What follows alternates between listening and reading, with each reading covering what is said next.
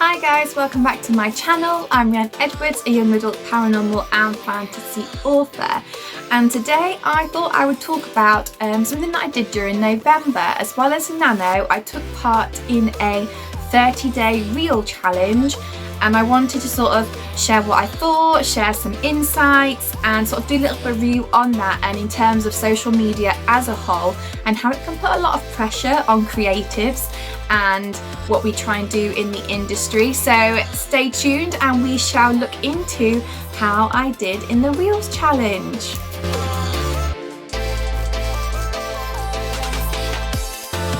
So first of all, I took part in, I think his name is Brock Johnson's 30-day reel challenge, and so I downloaded his workbook and all the reels that he had done, and I tried to link them all to obviously writing and reading, because that's the sort of area that I'm in. It was quite difficult for some, and for some reels I completely scrapped them and did my own sort of reel using things that I had seen before. Now, I know they say that one of the biggest ways to grow on Instagram right now is reels, and that may be true, but it may not be the only way, and it may not be the be all and end all. And actually, just to summarize the experience, I enjoyed doing it. I did see an increase in engagement. I didn't see necessarily an increase in followers. But what I did notice, which I think is probably the key thing here, was to do with me. So I think the idea is that to do 30 reels in 30 days is to make something a habit. And sure, that would be great, and you know, it may have worked, but unfortunately I was ill the week after Nano finished in the 30-day reel challenge. I sort of merged the two together and did them during November. And I think I hit a bit of a burnout with reels and with Instagram. Now, of course there was an element of I didn't have the time, so the days that I did have to do work, I was then ill, which meant I couldn't do work the week after, and then we had things going on, so I couldn't do as much work, so that was the first thing that had to go. So obviously I know there are other things at play here, but I've sort of like been hesitant about getting back in. I think it puts so much pressure on me to get a reel out every day. I think my last few weren't amazing quality because I was just doing them late at night before I went to bed rather than having a few stored up. So I don't think I'll be participating in a reel challenge again. However, I did like the sort of the ideas that it gave me, and I did find doing them fun. When I had the time to make the reels, I found them really fun. So I am going to be bringing that into my new sort of social media presence in the new year. And I think just sort of between sort of in December, as I'm filming this in December, it's just about Christmas and all the excitement that is. I think I've been worried about what my Instagram should look like, when really I should be focusing on what content do I want to get out to people. And I really want to find those bookish people, the people that love books and the people that love that kind of content, the content that I love to watch on Instagram. So that's what I'm going to be focusing on, and I hope that will show in my Instagram a bit more. And I hope I'm just like not scared of it. I want to have fun with it. It's meant to be a fun platform, so I don't think we should be putting this much pressure on myself.